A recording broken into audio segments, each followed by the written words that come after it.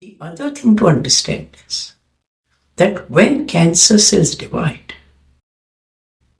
they are abnormal cells. Very often, because they are abnormal cells, they are not very good at replicating themselves with the fidelity of normal cells. So if you take a normal cell and it replicates itself,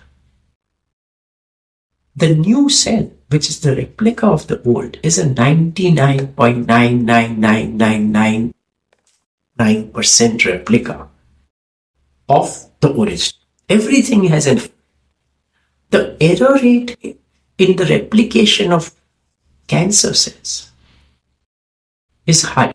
Maybe it's 99.9995%. Okay. But because these cells are dividing rapidly and they've divided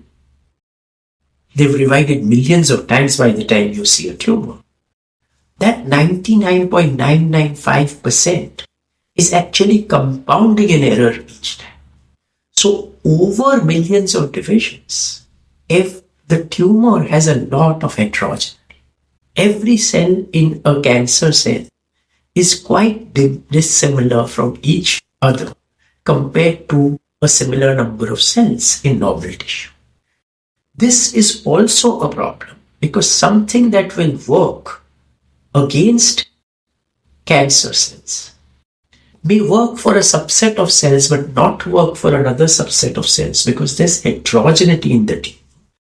Which is why, again, picking up a tumor early rather than late carries a huge advantage. Now, there are 200 types of cancer because there are 200 types of cells, and the behavior of each cancer is going to be significantly dependent on the origins of the cancer. Is it from muscle? Is it from liver tissue? Is it from lung? Okay. And the changes that the cell has undergone and the heterogeneity that is there within.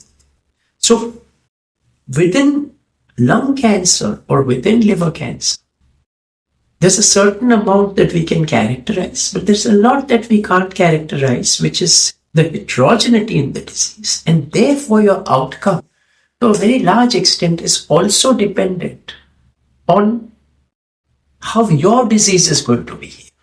Because it cannot be completely characterized, and a lot depends on this.